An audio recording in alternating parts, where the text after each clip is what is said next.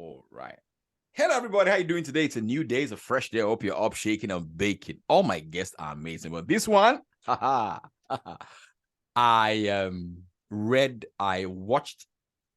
saw a video of Bridget Adeyemi on YouTube. I was sucked into that video by a guy called Stephen Nduku. You interviewed her on his YouTube channel. It was so powerful. I watched that video again and again. I even watched it today. Her story was so amazing. So I went through the rabbit hole. In other words, every interview that she's gone through, I read them all in preparation for this. The video was so impactful, Bridget, that I wrote a little article about it on Instagram. I don't know if you remember that. That's Yeah, like last year, 2020, yes, or something like that. I did. I saw and the it. response was very, very, very good. I just said to myself that I would love to have a conversation with you for the purpose of inspiring other people about your journey. The real estate space is a space that I play a lot, not as a developer, not as a salesperson, but as a sales trainer. I do a lot of sales training for people in the industry in Nigeria and in the UK. So I said, no, this is my space, and I need to talk to you. Well done. You can Welcome close. to the show. You. Welcome to the show. Thank you. All right. So thank you, Mr. Paul. So Bridget Adeyemi is the CEO of Lekki Aja Ikoyi Property Investment with her dear husband, Dari Adeyemi.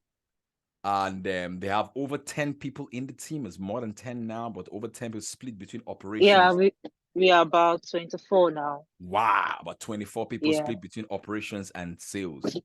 Yeah. And Bridget has over 230,000 followers on Instagram. That's a lot. You know, sometimes people don't know the impact of that. Just imagine 230,000 people in a stadium. That is a lot. That's more than O2 Arena in London. That's a lot. That's a lot. Yeah. All right. So well done, Bridget. So I want to ask my first question. Okay. And that is that you once said that someone once asked you that if you weren't doing real estate, what will you be doing? And I loved your answer. You said, I don't know. It's real estate. It's my passion. I was like, yo. She gets it. Where did the love for real estate come from? Okay, please, we have to take that again. I had a call coming in. I had to decline the call. I didn't get your question. Please, kindly take it again. No problem. I said someone once asked you and said that if it wasn't real estate, what would you have been doing? You said it's real estate. That is your passion. Yeah. I was like, yo, I like this answer. So where did the passion for real estate come from? I think it just came. I think what actually happened was there was a time, this should be like in 2011 or 2010. Yeah, we were looking for an accommodation then. So, you know, my husband used to work in the bank. He used to be a banker, so he used to work at the bank. And I wasn't really doing anything as at that time. So he was like, okay, babe, since you're always at home, you're gonna be in charge of getting us a new place. You go source for the house, whatever house you get, we are cool with it. So, okay, I took up that responsibility of going to look for the new house every day. My mind was that I was going to look out for newly built houses. I wasn't going to check any house that isn't going to be brand new. You understand? So I had that at the back of my head. I was only going to look out for brand new houses only. So having that at the back of my head, every day I just set out. I wasn't mobile at that time. I had no car. You know, we're just coming up. My husband was a contract staff in the bank, one of these new generation banks. So every day I go out on my feet, walking from one estate to the other around my vicinity. Then we used to live around Majek, yes. Yeah. We used to. You really watched that video? I know. I've researched you. we used to live at Majek. So every morning after I've dropped off my daughter in school, because she was still a baby then, less than a year old. I had to put her in a daycare. Yeah, so after I've dropped off my daughter in school, I'll just go about searching for houses. I didn't work with any agents. I didn't contact any agents. I just needed to get that done myself. You understand? Because at the end of the day, I discovered that I was always looking forward to the next day of going out to look for these houses. And I didn't even feel the stress, the fact that I had to do this walking around. I wasn't mobile. So I wasn't even bothered about the stress, the sun. I just discovered that I actually love doing this. This is, do you understand? So I think that was where the passion came from. I was excited about seeing those houses, checking out what the builders, what they were using, the type of tile and tiles on the floor, the bathrooms, the size of the rooms, the wardrobes. So I noticed I was beginning to pick interest in all of those things. I think that was where the whole thing started from. So at the end of the day, after we eventually got an apartment, I was not telling my husband that, okay, I think I can actually pick up this real estate agency as a business. To me, then it was just about looking for houses to rent, not even looking for houses for sale, because I didn't really know anyone. I didn't know any developer. I didn't even know any agent. You get, so it was just about looking for houses to rent and trying to like have a little bit of income as well. So yeah, that was how it all started, really. Wow. Yeah. Wow. That means you didn't even have an experience in real estate. Not at all. Before then, I've never really done real estate. Yeah, before then, I've never really done real estate. You know what you just said, you just collaborated with a quote by a guy called Les Brown. He said that you don't have to be great to get started, but you have to get started to be great. You have to get started, and you have to put all your mind and soul in it. Wow, this is so powerful. This is so powerful. Yeah. All right, so because I like my interviews to be very tactical, people can use a strategy. So next question is, okay, your company was the first company in Nigeria to sell housing on Instagram. On Instagram, yeah.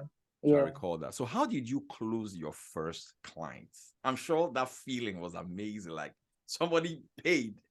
How did you get your first client? It was more of a relationship transaction. And funny enough, it was a lady. A lady happened to be my very first client. Lovely. You get, it was a lady. And what happened was she called my husband, because my husband used to work at the branch of one of these banks, very close to the office. She used to work with Mobile then. Okay. So she called my husband and was like, oh, I heard you guys, your wife is now into real estate. I need an apartment somewhere around Osakpa, Agungi. You get. So he came home and gave me the brief. I was like, sure, I can do it. Why not? Do you understand? Yeah. So I jumped back into the street and we got her. It was really fun. It was a fun experience. We got an apartment. The fact that it was even a lady that was my very first client, and she was very encouraging. She was like, oh, Bridget, I believe you can do it. I can see the passion. You don't even have to tell me. I can see the passion. I can see the diligence. But then I will have to go all the way to Moby House to wait for her, because she could only come out during a break period. Do you understand? Can you imagine? She could only come out during that break period for the inspection. So I have to go all the way from Majek to Mobile. So you can imagine that distance. See the distance. Yes, from Majek plus the to traffic Mobile. And the sun. Plus the traffic. Yeah. So that she was my. I will never forget the lady. She was actually our very first client. Wow. This is fun. See what the Lord has done now. Jesus. Wow. So you said when you were living in Majek or after Aja, all right? After Aja, yeah. So you wake up, you dress up, you walk around the neighborhood looking for houses. The neighborhood, yeah. Yes. And you know the way those neighborhoods were there. It's like a community. Yes. You know, there's no good road. The roads are not tiled. Everywhere is sandy. How are you coping moving around with your heels? Not heels, slippers. Mr. Paul. Heels, okay. Where am I wearing heels to? Slippers and flat sandals, because knowing the environment and knowing the fact that the roads are not so good. Do you understand? Yeah. So yeah, I'll just wake up, put on my pair of jeans and top and my slippers or flat sandals, and I'm out there looking for briefs. You get. As at that time, I never in my widest imagination saw myself bigger than the level I was then. Do you understand? I never. Man. If somebody had told me that, oh, Bridget, you be the biggest real estate agent in Nigeria today, there is no way in my widest imagination would I have ever believed that I would be at the position that I am today. Because to me then, I was just doing it passively. You get. How much were they renting houses then? 300,000, 400,000, and they will pay you like 30K commission. That's 10%. Do you understand? For Yes. rent. Yes. 40K commission Yes. within that environment. So to Yes. me, it was just like just doing it to pass time. And then because I discovered that okay, I actually like doing this. There's no complaint. I'm not bothered about the sun. I'm not bothered about my complexion. I'm not bothered about what people are saying. You get, I just want to get something doing. It's better than being at home waiting for my husband to come back from the bank. Do you understand? So what will I be doing at home from 10 a.m. to like 2 p.m. when I'm supposed to go pick up my child from school? Yeah. So you get, so that was the whole motive around it. So it was, I enjoyed doing it. It was something I was always looking forward to. There was never a day I came back home complaining. You get, even with the sufferman work at that time, with the stress and all, I never complained one day. You get, so in the process of doing that, I started meeting people. I started meeting other agents. Do you understand? And funny enough, the agents I was even meeting at that time, they were into land, this Ibejuleki land, and yes. yeah, they were trying to introduce me to land. I was like, no. Yeah. I don't have that vision for land. I don't Yeah. really see myself selling land. I see Yeah. myself going out, checking out houses, checking out what these builders are building. You get, so yeah, that's the Wow. top done. Yeah. This is so powerful. There's a lot of things we can unpack from there. Somebody once said that the most dangerous thing about your excuses is that they are valid. Now, let me backtrack on this. You had a perfect excuse not to leave your house. You had a Not to leave beautiful my daughter house. Yeah. that was less than even 1 year old or something. You had a perfect excuse. Your husband had a job, was going to, you would have said you were sitting down at home. But you still came out.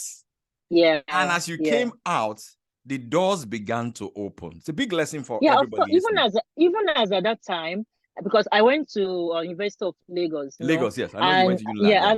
as at that time, I had some of my friends that were like, Bridget, no, now, knowing my background and knowing how good I was in school and my cycle in school, you understand. They're like, Bridget, no, now, you can't do this now. You're a fine girl. Look at, isn't all you? Why will you be ridiculing yourself like this?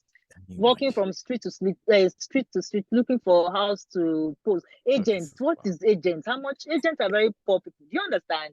They're like, don't you see the way agents look? They are not rich people, they are poor people. What are you doing? The people who think you are suffering, people who think your husband is not taking care of you. That alone would have discouraged someone.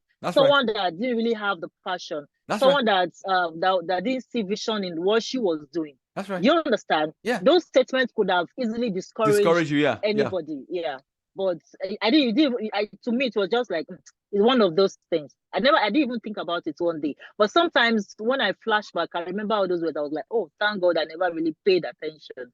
You get? So I knew what I was doing as at that time, and I was ready to keep at it. I wasn't distracted. There was nothing that was coming my way to distract me at all. I was focused. You understand? And I worked hard.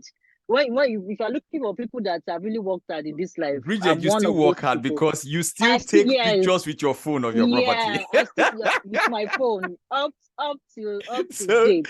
I have Up researched to you like a date. book. In short, I'm just actually coming from an inspection. You understand? I'm just actually coming from an inspection. Sometimes my husband will be like, try calm down. Let these people handle. I said no. If I calm down, what else will I be doing? I'll just be in the office giving orders. No, that's not me. I'm used to being out there. You get? At least let me do what I can do now that I'm still young. It's not a business I'll be able to do for the rest of my life. At a point in my life, I will just have to take the back seat. Yeah. But for now that I still have the strength to do the work, I really have to get it done, and I have to do it well. This is so beautiful. This is so Yeah. beautiful. This is so beautiful. Wow. So Bridget, as you begin to scale, as you begin to grow and scale your business, and I work, a business owner is listening to this. At some point, you were the only person doing the sales. Yeah. At what point of your business did you realize that, hey, I need an extra salesperson? At what point do you advise people to start to employ an extra salesperson? Is it when the inquiries go higher than you can handle? I think it was when the inquiries became too much, because then I was my driver. I was the the salesperson. Mm-hmm. I'll drive myself. I'll attend to inquiries, driving and picking calls at the same time. So my husband was like, "No, you can't continue like this. You need an assistant." So at a point, he even had to resign from the bank. My husband resigned from the bank in 2018. He became my driver. Do you understand? I see humility. He resigned from the bank. He became my driver. Anywhere we want to go to, he was the one driving. We'll get to a location. We'll do the. He was one. He was my driver. He was my videographer. Oh, this is so beautiful. And we did that. We did that for a whole year before I got an assistant. Hey, this generation, when they get more money, they're not gonna do anything again. Myself and my husband, we did that for a whole year. It was my driver. Both of us would be in the front seat. Do you understand? I'll be taking the inquiries. When we get to a location, he will come down and make video of me explaining the house. We did that for a whole year before we now got an assistant and a driver. So yeah, I think that was just 2018 here. That was 2018. So from between, but yeah, because he resigned 2018. We did that from 2018 to 2019. I got my first employee, my first sales rep, and she wasn't even a sales rep. She was a PA.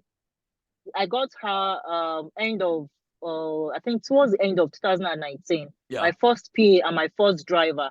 So lovely. The whole of 2018 and almost the whole of 2019, it was just I and my husband. It was my driver, it was my videographer, it was everything. Wow. Yeah. Bridget, you sold the house for 1.5 billion naira. Yeah, within 48 hours. Within 48 hours. I wrote it like within 48 hours. There was no inspection. No inspection. The client I was like, what did this thing teach you about sales and what did it teach you about yourself? I think is because over time I've been able to build this brand to a level that anybody can trust me with their funds. Do you understand? Yep. I think is because I was able to convince the client, this house, this is what you need. As at that time, the client was not in the country. I was able to convince him, this is what you need right now.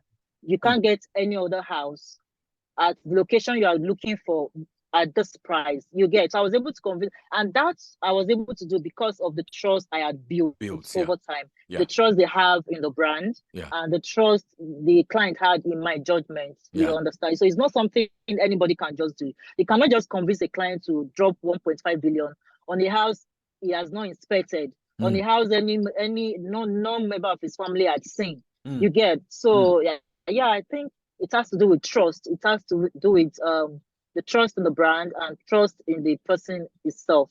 Wow, this is so powerful. I mean, in 2020, you bought your house, that beautiful house. Beautiful, beautiful house. The 2020 was a dual year. It was a year of the pandemic. Many people's business was like this, but a lot of business also grew. What did you learn? What lessons from the pandemic did you still carry into the post-pandemic life that we're all living now? I think what really helped most people during the pandemic was social media and also consistency. You understand? Yes. During that period, most people were locked off. They couldn't do anything. They couldn't do much. But the little we could do, we did it online. And that COVID period was when we bought our house. Yes. 2020. The house we live in today, 2020, that COVID period. Beautiful house. It was a great year for us in business. We did a lot of transactions that year. And being that it's a COVID period, people would have thought that business was going to be slow. Things were going to be bad, but that wasn't the case in real estate. Developers cashed out that year.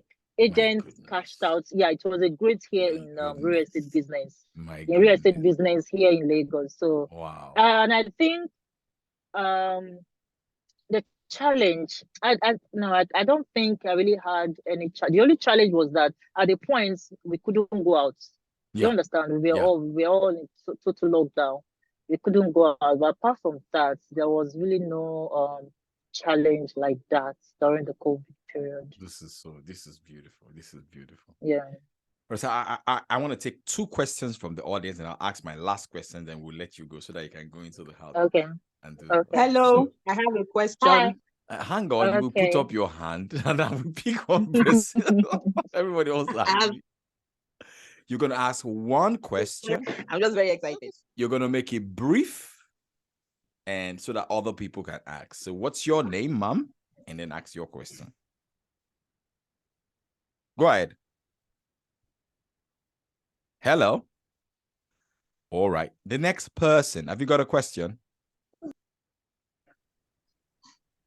Hello. Next person. Have you got a question? Hi. Yeah. Hello. Yeah. Good evening. Good evening. All right. The next person. Have you got a question? Hello. All right. So it's obvious that nobody has a question to ask, and that's fine. All right. All right. Let me ask you one more question, and then I'll let you go. We have a challenge of competent sales staff.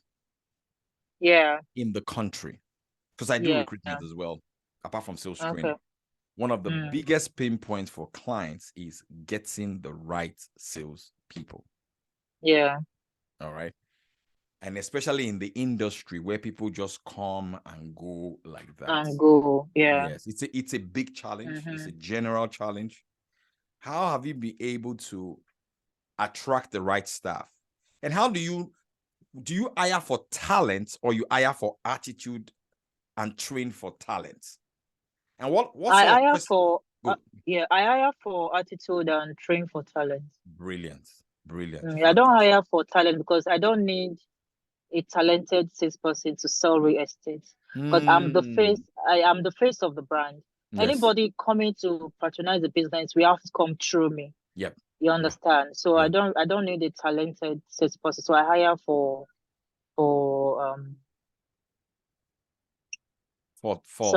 attitude, and you train for attitude, for talent. and then train for talent. Yeah.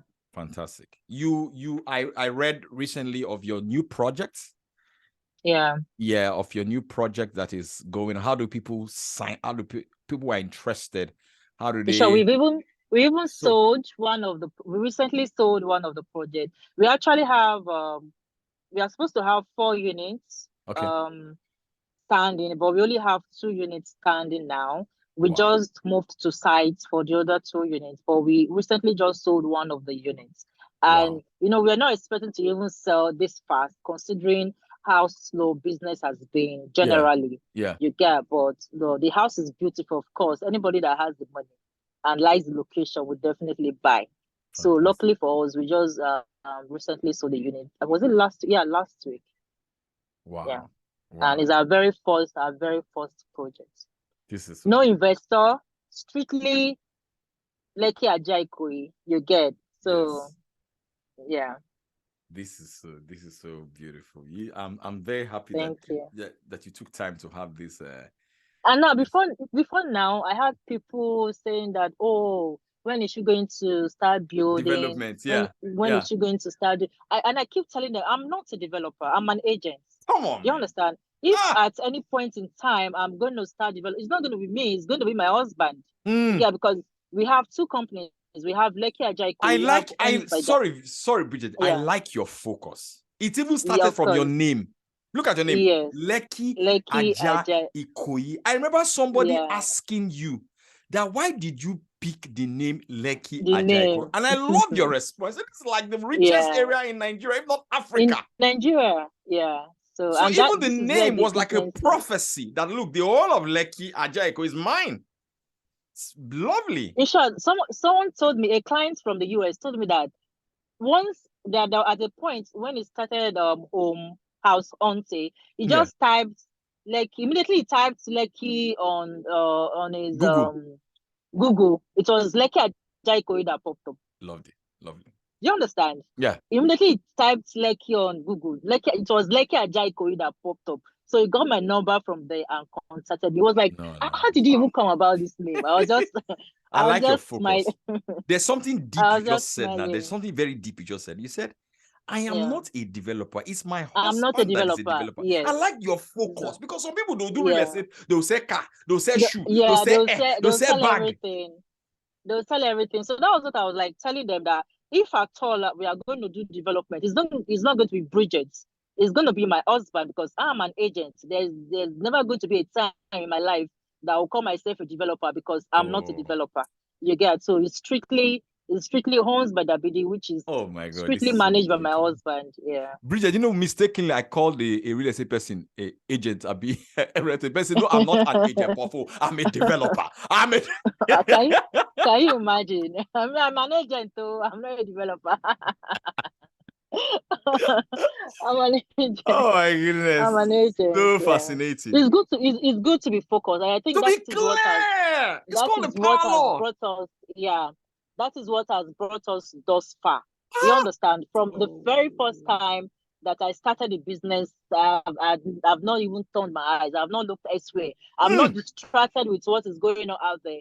I don't care what any other person is doing. I'm focused on my dream. I'm focused on where I'm going to. You understand? And that is what has brought me thus far. You know, some people, when they are doing a business and maybe the business is not going as they want it, they'll start getting distracted with what Lagbaja is doing. Okay, Lagbaja is selling car. Maybe I should add selling of cars to my business. Maybe that one too will move faster than real estate. No, that is not me. I'm focused. I know where I'm going to, and I'm focused, working towards my goal. You get? So, and also being consistent. You understand? Anybody that is doing a business, I believe consistency matters. If you are consistent to what you do, it's just a matter of time. You become big. You understand? You become big in that business you are doing. Wow. So this is so powerful. Bridget, thank you so Thank much. you. Guys, have you got one question if I call this interview a wrap? Okay, I have a question. Sure, go ahead. Okay. Good evening, ma'am. Good evening. You here. I've actually listened to your interviews as well through our coach, and it's really inspiring what you do. So my question is, how are you able to balance this now? So how are you able to balance being the boss, the career woman, and being the wife and being the mother? How are you able to balance that? Because now, for me, I'm not married yet, but I've had discussions with my mom, and she's always saying, this is your business that you're doing like this. You need to be able to strike a balance, because when family comes, you know, all of this. So how have you been able I think what has also helped me is the type of man that I'm married to. You understand? Is one man that has always been supportive right from the very beginning. In short, at a point when I just started, like I said, I didn't have any other job. Every day before he leaves the house, he would drop fare. Oh, may God bless this. God bless Mr. Naira. It was like it was 1,000 every day. Oh my God, yeah, Father, thank you for 1K every day for fare, because I wasn't mobile. So I think it also has to do with your partner. If you have a partner that also believes in the dream, and you guys work together in one mind, in one accord, and you can achieve anything. This is so you understand? Beautiful. You can achieve anything. Yeah. So this is this just warmed my heart. This just made me happy. Oh my God. All right, but I'm Bridget. The next time I'm in Lagos, I'm coming to your office though. Nah, I'm coming to your office. God no bless. wala. Anytime. This is so inspiring. So inspiring. Thank you so much for having me. Thank you so much. Thank you so much. God bless you. Have a fantastic day. Yeah. And a great week. You. Yeah. Yeah, you too. Thank you. Yeah. Let me stop.